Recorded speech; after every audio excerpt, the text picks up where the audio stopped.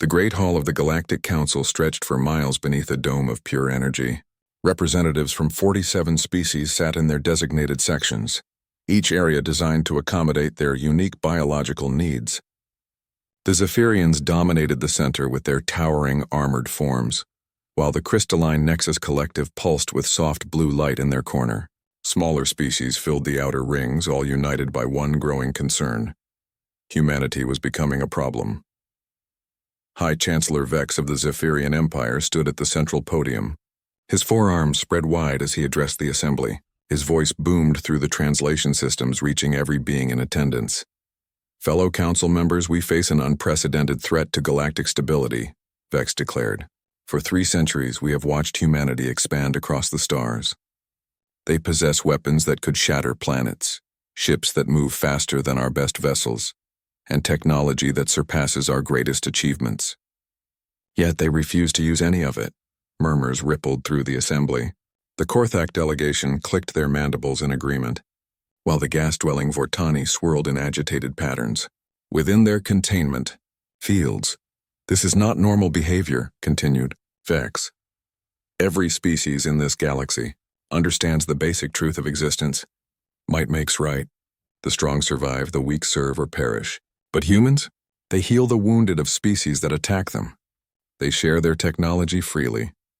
They intervene in conflicts only to stop violence, never to claim territory." Prime Node 7 of the Nexus Collective projected its thoughts into the Assembly's shared consciousness. Its mechanical voice echoed from speakers throughout the hall. "The human anomaly disrupts established galactic order. Their actions create unrealistic expectations among lesser species. Rebellions increase by 37% in sectors where humans provide aid." The Talaxian representative, a small furry creature with large eyes, squeaked nervously. "But humans saved my homeworld from the plague. They asked for nothing in return." "Exactly the problem," Vex growled. "They make the rest of us look bad. How can we maintain proper hierarchies when humans keep giving things away for free? How can we justify our territorial expansions when humans refuse to claim the worlds they could easily take?" Fleet Admiral Korax of the Hegemony rose from his seat. His cybernetic implants gleamed as he spoke. "My intelligence networks have confirmed something disturbing. Human military doctrine includes protocols for what they call proportional response and civilian protection. They deliberately limit their own firepower to avoid excessive casualties among enemies." The assembly erupted in shocked gasps and confused chatter. Such concepts were alien to most council species. "They handicap themselves in battle," Korax continued. "They could end any conflict in hours, but instead they drag them out for months, trying to minimize death on both sides." "It is madness," Vex nodded grimly. "Which brings us to today's proposal. Humanity must be taught the realities of galactic politics. They must be forced to abandon this dangerous pacifism before it spreads further." The holographic display above the assembly showed star charts of human territory. Their expansion was marked in peaceful blue, a stark contrast to the red zones of conquest that marked every other major power. "The humans have one weakness," Vex announced. "They trust their allies completely. They believe in something they call diplomatic immunity and good faith negotiations. We can use this against them." Prime Node 7's projection flickered with anticipation. "Proposal: create scenario forcing human aggression. Method: false flag operation targeting their closest allies." The Lyrian delegate, Ambassador Thara, stood up quickly. Her pale blue skin flushed darker with alarm. "You cannot mean to involve my people in this madness. Humans are our greatest trading partners and friends." "Precisely why it will work," Vex smiled, showing rows of sharp teeth. "Humans trust Lyrians above all other species. If Lyrians appear to betray them, their emotional response will override their rational minds. They will finally show their true nature." "This is insane," Thara protested. "Humans have never given us reason to doubt their friendship. They defended our colonies during the Korthak raids, asking nothing in return. They shared their medical technology when the Crimson Fever threatened our children. Why would we betray them?" Korax stepped forward. "Because you will not actually betray them. We will create the appearance of betrayal using captured Lyrian vessels and technology. The humans will never know the difference until it is too late." The plan was elegant in its cruelty. Council forces would attack human diplomatic vessels using ships disguised as Lyrian warships. The humans would believe their closest allies had turned against them. In their rage and betrayal, they would finally show the galaxy their true aggressive nature. The Council could then point to this aggression as justification for containing human expansion. Once humans reveal their violent nature, we can treat them like any other expansionist power, Vex explained. We can impose restrictions, demand tributes, and force them into the proper galactic order. Thara's voice shook with emotion. You are gambling with forces you do not understand. Human mercy is not weakness. It is strength under control. If you take that mercy away— What? Vex laughed. They will become like us? That is exactly what we want. The vote was called. One by one, species representatives cast their decisions. The Zephyrians voted yes, followed by the Nexus Collective. The Hegemony joined them. Then the Korthak Swarm. Smaller species fell in line, either convinced by the arguments or too afraid to oppose the major powers. Only the Lyrians voted against the proposal. Motion carries, announced the Council Secretary. Operation Broken Trust is approved for immediate implementation. As the assembly dispersed, Thara approached Vex one final time. You have no idea what you are about to unleash. Humans show mercy because they choose to, not because they must. Take away that choice and you may find the galaxy is not large enough to hide from the consequences. Vex dismissed her concerns with a wave of his hand. Spare me your mystical nonsense about human nature. They are just another species that has forgotten the basic laws of survival. We will remind them. In the days that followed, Council intelligence services began preparing for the operation. Captured Lyrian vessels were retrofitted with advanced weapons. Communication codes were stolen and replicated. Even uniforms and personal effects were gathered to make the deception complete. The target was selected carefully. A human diplomatic convoy carrying Ambassador Chen and her staff to routine trade negotiations with the Lyrian government. The convoy would be small, lightly defended and traveling through space claimed by no major power. Perfect for an ambush that could be blamed on Lyrian pirates or extremists. As the preparations continued, few council members noticed the Lyrian delegation's frantic attempts to warn Earth about the coming operation. Their messages were intercepted and blocked by council intelligence. Humanity remained unaware that their oldest friends were about to be framed for an act of war. The trap was set. Soon the galaxy would finally see humanity's true face when pushed beyond their breaking point. At least that was what the council believed would happen. They could not have been more wrong about what they were about to witness.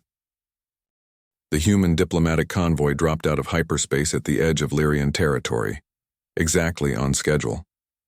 3 vessels comprised the peaceful delegation: the flagship Harmony carrying Ambassador Chen and her diplomatic staff, the escort frigate Peacekeeper, and the supply ship New Dawn loaded with trade goods and cultural gifts.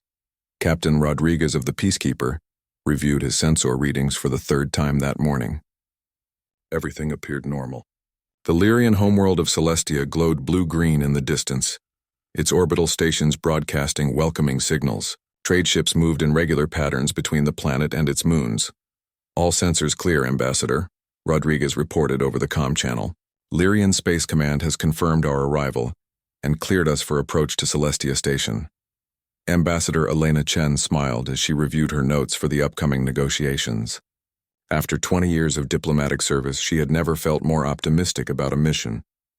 The Lyrians had been humanity's closest friends since first contact. This trade agreement would strengthen bonds that had never once been strained by conflict or misunderstanding. Thank you, Captain, Chen replied. The Lyrian delegation is eager to begin talks. They have some exciting proposals for joint scientific research that could benefit both our species. What none of them knew was that 12 Council warships hung in the darkness beyond sensor range. Their stealth systems borrowed from 3 different alien technologies. Commander Zach of the Zephyrian forces watched the human convoy through his tactical display, waiting for the perfect moment to spring the trap. All ships, maintain position, Zach ordered. Let them get closer to Lyrian space. We want witnesses when this happens.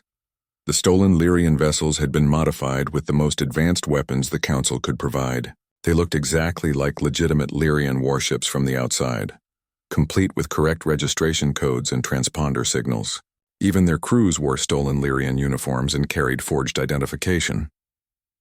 On Celestia Station, Lyrian Trade Minister Kale was making final preparations for the human delegation's arrival. His species had always admired humanity's peaceful nature and generous spirit. Today's negotiations would expand cooperation in medicine, agriculture, and space exploration. Minister, his aide called out urgently, "We are receiving strange readings from the outer sensor network." Several ships appeared briefly on long-range scanners, then vanished. Kyle frowned. "Pirates?" "We have had problems with raiders in the outer system recently." "Unknown, sir. The signals were too brief to identify." Meanwhile, the human convoy continued its approach toward Celestia. Ambassador Chen was reviewing cultural protocols when Captain Rodriguez's voice crackled over the intercom, filled with confusion. "Ambassador, we have 3 Lyrian warships approaching fast. They are not responding to our hails and their weapons are powered up." Chen felt a chill of concern. "That is unusual. Try the emergency diplomatic channels. Perhaps there is some misunderstanding." On the bridge of the Peacekeeper, Rodriguez tried every communication frequency he knew.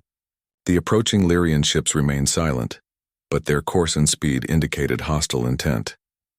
"Lyrian vessels, this is Captain Rodriguez of the human diplomatic convoy. Please respond immediately. We are on a peaceful mission approved by your government." The only answer was the sudden flare of energy weapons as the fake Lyrian ships opened fire. The attack was swift and devastating. The supply ship New Dawn exploded in a ball of flame as Council-built weapons tore through its hull. The Peacekeeper's shields flared and failed under the concentrated assault. Captain Rodriguez managed to send one desperate transmission before his ship was destroyed. "Mayday. We are under attack by Lyrian forces." "Repeat, Lyrian ships are firing on diplomatic convoy." Ambassador Chen watched in horror from the Harmony's bridge as her escorts were destroyed. The Lyrian ships turned toward her vessel next, their weapons charging for another barrage. "This cannot be happening," she whispered. The Lyrians would never attack a diplomatic mission. The Harmony's captain tried to raise shields, but the ship was never designed for combat. The first salvo from the disguised council vessels punched through the hull like paper. Chen felt the deck shudder beneath her feet as explosions ripped through multiple decks. "All hands abandon ship," the captain ordered, but it was already too late. The second attack wave destroyed the Harmony completely. Ambassador Chen and her entire staff of 47 people died in the explosion, their bodies scattered among the wreckage of 3 ships that had come in peace. On Celestia Station, Minister Kale watched the destruction with growing horror. His sensors showed Lyrian warships attacking and destroying the human convoy, but he knew such orders had never been given. "Get me Fleet Command immediately," he shouted. "Find out what ships those are and why they opened fire." The response came back within minutes, confirming Kale's worst fears. No Lyrian vessels were scheduled to be in that sector. The attacking ships were using correct Lyrian identification codes, but they were not in the official fleet registry. Across Council space, the footage of the attack was already being broadcast on news networks. The images showed clear Lyrian markings on the attacking vessels and the complete destruction of the peaceful human convoy.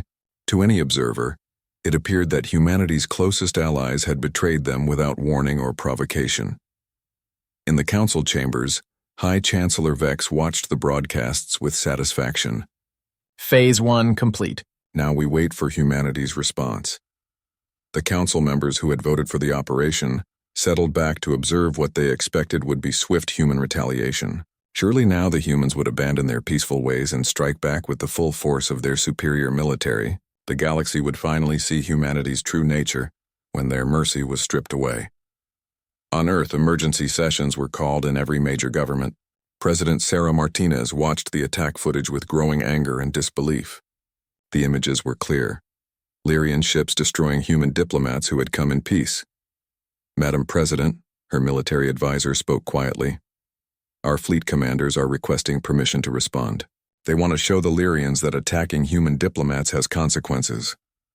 Martinez stared at the screen showing the wreckage of the Harmony. Elena Chen had been a personal friend, a woman who had devoted her life to building bridges between species.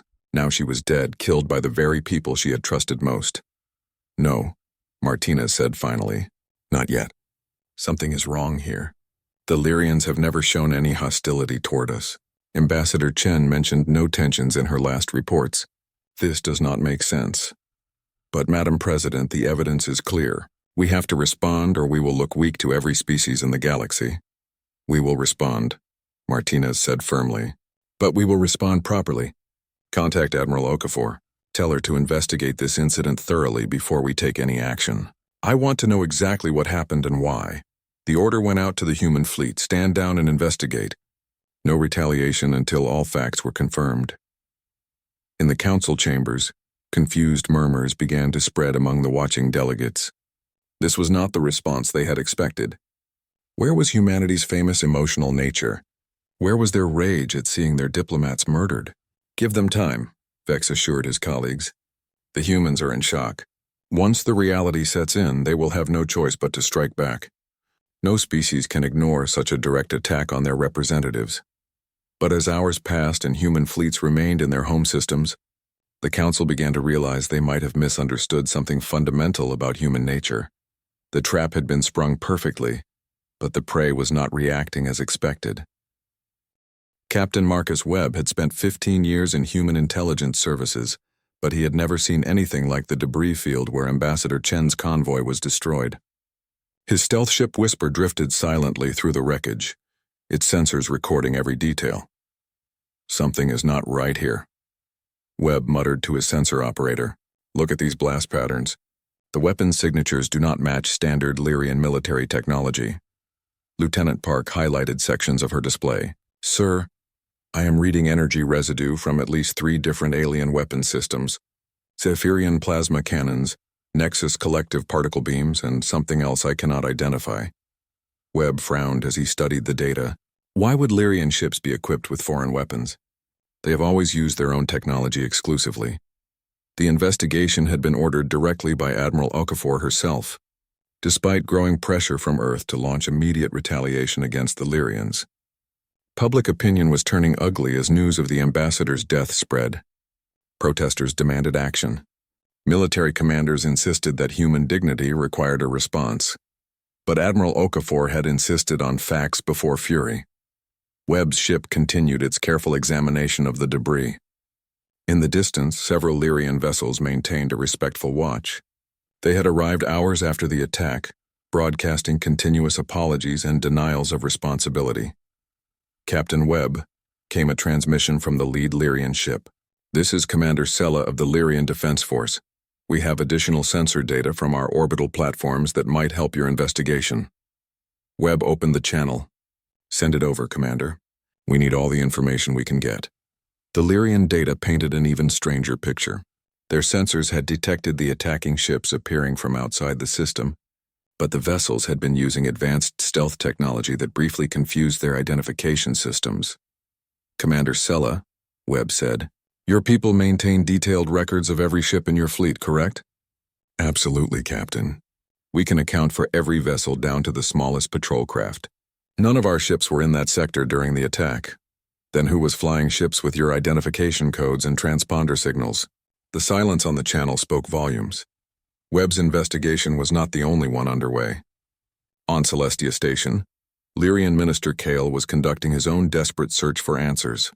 He had assembled a team of his best technicians to analyze every piece of data from the attack.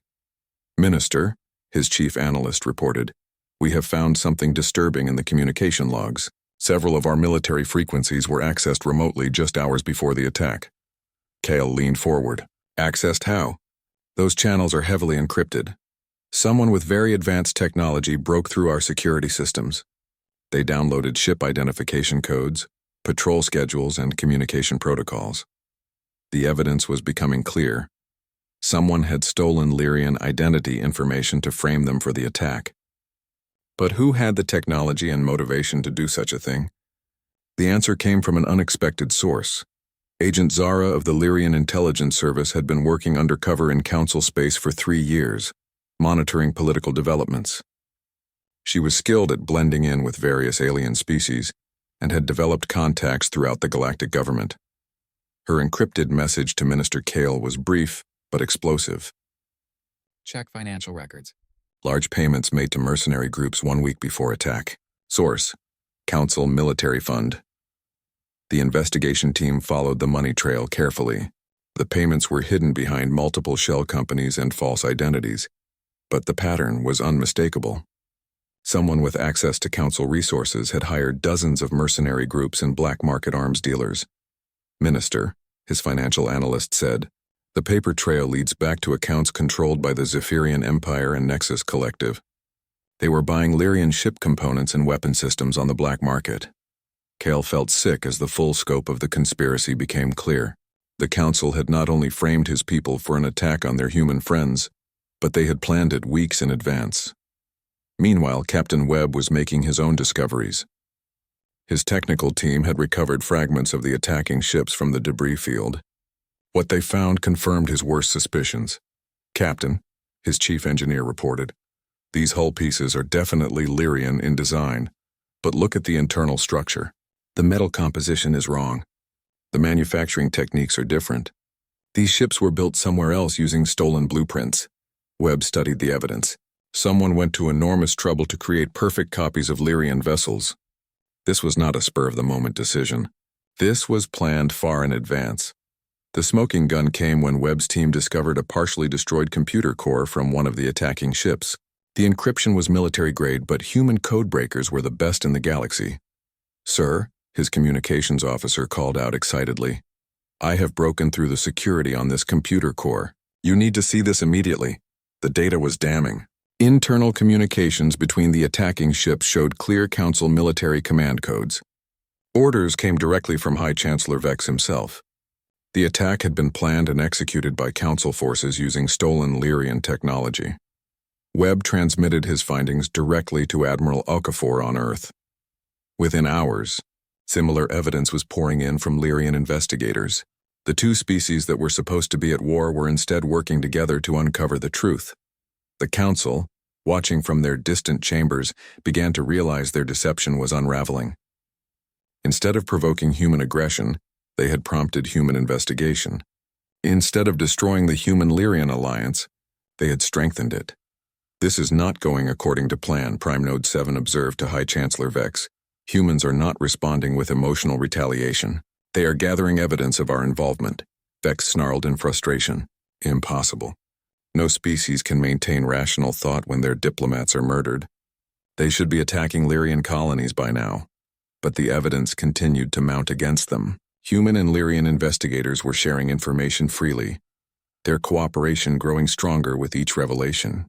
They had forensic proof of Council involvement, financial records showing Council payments and communication logs proving the conspiracy. We need to escalate, Vex decided. The humans are not responding properly to the loss of a few diplomats.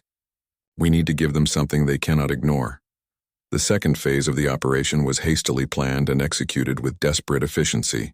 If attacking human diplomats was not enough to provoke retaliation, the Council would target something humans valued even more: civilians. The passenger transport Bright Star was carrying 1,500 human families to a new colony world when Council forces struck. Unlike the quick destruction of the diplomatic convoy, this attack was designed for maximum emotional impact. The ship was disabled rather than destroyed, leaving time for distress calls to reach Earth before the final killing blow. Admiral Sarah Okafor was in her office reviewing Webb's evidence when the emergency transmission came through. The voice of Captain Lisa Park of the Bright Star was filled with terror and confusion. Mayday, Mayday. This is Captain Park of the civilian transport Bright Star. We are under attack by Lyrian warships. They disabled our engines and are demanding our surrender. We have 1,500 civilians aboard, including children. Please respond. The transmission cut to static as the Council ships completed their brutal work. 1,500 human families died in the void, their only crime being in the wrong place when the Council needed a larger atrocity to blame on the Lyrians. But this time, the attack was witnessed by human patrol ships in the area. They saw the ships with Lyrian markings destroy a civilian transport, but they also recorded weapons signatures that matched Captain Webb's evidence. The same non-Lyrian energy patterns, the same foreign technology hidden beneath stolen appearances. Admiral Okafor stood in her command center, surrounded by monitors showing the evidence of Council deception and the wreckage of human ships. In one hand, she held Webb's complete investigation proving Council guilt. In the other hand, she held casualty reports from the Bright Star, 1,500 families. Gone, including her own daughter Lisa, who had been traveling to the colony world to start a new life as a teacher. The Admiral's face showed no emotion as she processed the information. Around her, staff officers waited for orders. The evidence was clear. The Council had murdered human civilians to frame the Lyrians for crimes they never committed. "Admiral," her aide said quietly, "the President is calling for your recommendation. Do we strike back at the Council directly?" Okafor looked at the evidence one more time. Then she looked at the casualty reports again. When she finally spoke, her voice was calm and controlled. "No," she said. "Not yet. Send the evidence to all human colonies and military commands. Make sure everyone understands who really killed our people. Then prepare for something the Council will never see coming." The Council members watching from their chambers felt a chill they could not explain. They had expected rage. They had expected immediate retaliation. Instead, they were seeing something that terrified them more. Careful human planning backed by absolute certainty of who the real enemy was. The emergency session of the Human Defense Council convened at 300 hours, Earth Standard Time. Admiral Sarah Okafor entered the secure briefing room carrying 2 data tablets that would change the course of galactic history. Her face showed the controlled calm that had made her the most respected military leader in human space. But those who knew her well could see the pain hidden behind her professional mask. President Martinez and the other council members took their seats as holographic displays activated around the room. The evidence was overwhelming and undeniable. Captain Webb's investigation had provided forensic proof of council involvement in both attacks. Financial records showed payments to mercenary groups. Communication intercepts revealed the conspiracy at its highest levels. "The facts are clear," Admiral Okafor began, her voice steady despite the personal loss that was tearing her apart inside. The Galactic Council orchestrated both attacks using stolen Lyrian technology and false identification codes. They murdered Ambassador Chen and her staff to provoke us into attacking the Lyrians. When that failed to achieve their desired response, they escalated to civilian targets. She activated the holographic display showing the wreckage of the Bright Star. 1,500 names scrolled past, including families with children as young as 2 years old. Near the bottom of the list was a name that made Okafor's hand tremble slightly. Lisa Okafor, age 24, profession teacher.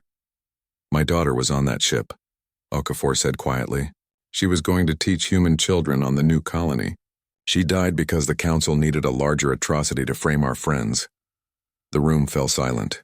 Everyone present understood that they were witnessing something unprecedented in human military history. Never before had a commanding officer been forced to make strategic decisions while processing such personal loss. Defense Secretary Williams leaned forward. "Admiral, what do you recommend? Our fleets are ready to strike at Council worlds. We have the firepower to make them pay for what they have done."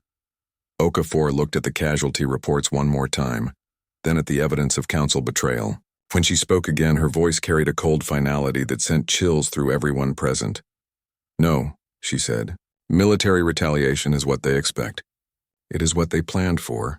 They want us to become like them, violent, aggressive, focused on revenge. But they have made one critical error in their calculations." She stood and walked to the central display, highlighting human territory across dozens of star systems.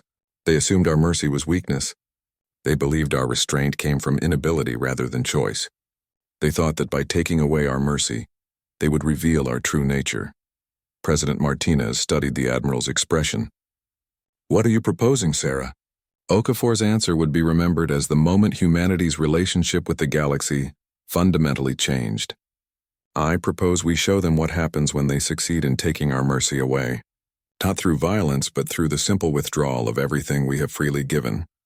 She activated a new display showing the vast network of human aid that stretched across Council space. Medical missions treating alien diseases, agricultural programs feeding starving worlds, peacekeeping forces maintaining stability in war-torn regions, humanitarian aid flowing to dozens of species that depended on human generosity for their very survival.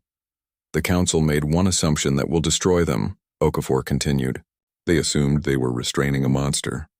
They never realized they were completely dependent on an angel." The Admiral's aide handed her a communication device. She looked around the room one final time before activating it. "All human fleet commanders, all colonial governors, all aid mission directors, this is Admiral Sarah Okafor with Priority Alpha orders. Her next words were broadcast simultaneously to every human installation across the galaxy. Cancel all humanitarian aid to Council species. Recall all medical missions immediately. Withdraw all peacekeeping forces from non-human conflicts. Suspend all technology transfers and educational programs. Effective immediately, Protocol 7 is in effect. Protocol 7 had been developed decades earlier as a theoretical exercise in economic warfare. It was designed to demonstrate how completely the galactic community had become dependent on human generosity. No one had ever imagined it would actually be implemented. All trade agreements with Council species are suspended pending review. Okafor continued. All military cooperation treaties are terminated. All cultural exchange programs are ended. Any Council vessel requesting assistance will be directed to contact their own governments. The orders went out across human space with mechanical efficiency. On Zephyrian worlds where human doctors treated a plague that their own medicine could not cure, medical teams began packing their equipment. In Nexus Collective territory where human peacekeepers maintained stability between warring factions, soldiers boarded transports home. In the hegemony sectors where human agricultural experts had turned barren worlds into thriving farms, the scientists gathered their research and prepared to leave. Across dozens of species, human teachers stopped teaching, human engineers stopped building, and human aid workers simply walked away. The most devastating impact was felt within hours. The Korthak swarm had been completely dependent on human-manufactured medicines to treat a genetic disorder that affected 60% of their population. When those shipments stopped, their medical system began to collapse immediately. The Talaxian homeworld had been saved from ecological disaster by human environmental technology. Without human maintenance teams, their planetary life support systems began to fail within 12 hours. In the Council chambers, emergency sessions were called as reports poured in from across known space. High Chancellor Vex watched in growing horror as the true scope of human involvement in galactic civilization became clear. This is impossible, he snarled at Prime Node 7. Our intelligence indicated that human aid programs were minor operations, a few dozen worlds at most. Intelligence was incomplete, the Nexus Collective replied. Humans provide critical support to 237 worlds. Their medical technology treats 46 diseases that other species cannot cure. Their food production supplements 53 worlds facing starvation. The reports kept coming. Human peacekeepers had been maintaining stability in 18 different conflict zones. Their withdrawal meant immediate resumption of warfare. Human disaster relief teams had been working on 11 worlds recovering from natural catastrophes. Those worlds were now facing collapse without continued support. But the most shocking revelation was still to come. The Council's own member species were among those facing immediate crisis without human aid. Sir, a Zephyrian aide reported to Vex. Our outer colonies are reporting critical shortages. Human food shipments were keeping 3 million of our citizens fed. Human medical teams were treating the crystal plague in our southern territories. Vex felt the blood drain from his face. How is this possible? We are a proud warrior race. We do not depend on alien charity. The humans never called it charity, sir. They called it friendship. Across Council space, the same realization was dawning on species after species. The humans had been so generous for so long that their aid had become invisible, like breathing air or drinking water. Only when it was gone did anyone realize how completely they had come to depend on it. Prime Node 7 calculated the cascading effects with mechanical precision. Current crisis projection: 43 worlds face starvation within 1 month. 18 species face medical catastrophe within 2 weeks. 11 ongoing conflicts will destabilize entire sectors. Economic collapse probability: 96%. Admiral Okafor's final transmission was heard by intelligence networks across the galaxy. Her voice remained steady and professional, but carried an undertone of absolute finality. To the members of the Galactic Council who planned and executed these attacks, you wanted to see humanity's true nature when our mercy was removed. Congratulations. You are about to learn the difference between earning our friendship and deserving our indifference. The communication ended with a simple statement that would haunt Council leaders for years to come. We gave you everything freely because we chose to. Now you will learn what your worlds are worth when that choice is withdrawn. In the silence that followed, Council members began to understand the magnitude of their error. They had not been restraining human aggression. They had been the grateful recipients of human compassion. And now that compassion was gone, replaced by something far more terrifying. Cold, calculated indifference to their suffering. 72 hours after Admiral Okafor's transmission, the Galactic Council was no longer governing a stable civilization. They were presiding over the systematic collapse of everything they had built over centuries of expansion and conquest. The first government to fall was the Talaxian Republic. Their homeworld's environmental systems, maintained for 50 years by human engineers, finally failed completely. Toxic gases began leaking into the atmosphere, while the planet's water purification network shut down. Within hours, 6 billion Talaxians were facing environmental catastrophe with no one to help them. Prime Minister Chex of the Talaxians sent a desperate message to the council chambers. "We are dying. Our children are breathing poison. Where are the humans? Why won't they answer our calls?" High Chancellor Vex watched the reports with growing panic. He had expected economic disruption, perhaps some minor shortages. He had never imagined the complete breakdown of galactic civilization. "How were we so blind to our dependence on human aid?" he demanded. Prime Node 7 displayed the calculated projections with mechanical indifference. Human generosity was provided consistently for 200 years. Their aid became infrastructure. Removing infrastructure causes system collapse. The Zephyrian Empire was faring no better. Their outer colonies, which had grown fat and comfortable on human food shipments, were now facing starvation. Millions of proud Zephyrian warriors found themselves reduced to begging their own government for rations that no longer existed. General Kortak, Vex's own military advisor, brought increasingly desperate reports. "Sir, our colonies are demanding to know why food shipments have stopped. They say their children are hungry. Some are talking about rebellion against the imperial government." "Rebellion?" Vex's forearms trembled with rage. "How dare they question our authority?" "Because we cannot feed them, sir. We never developed our own food production systems for those worlds. The humans were doing it all for free." The crisis deepened with each passing hour. The Korthak swarm, dependent on human medicine for their genetic disorders, began dying in massive numbers. Their hive queen sent increasingly frantic signals to the council, but there was nothing anyone could do. Only humans knew how to manufacture the specific compounds needed to treat Korthak physiology. The hegemony found their recently conquered worlds descending into chaos without human peacekeepers to maintain order. Rebellions that had been suppressed for decades suddenly flared back to life. Without human mediators to negotiate truces, old ethnic conflicts exploded into full-scale wars. But the most shocking collapse came from an unexpected source. The Council's own member species were turning against their governments. On the Zephyrian homeworld, massive protests erupted as citizens demanded to know why their leaders had driven away humanity. The protesters carried signs reading, "Bring back our human friends," and "We want our doctors back." Nexus collective processing nodes began receiving override commands from their civilian populations. The artificial intelligences that governed their society were being forced to choose between loyalty to the Council and the survival of their creators. "High Chancellor," came an urgent transmission from across the galaxy. "This is Governor Malthan of Korthak Colony 7.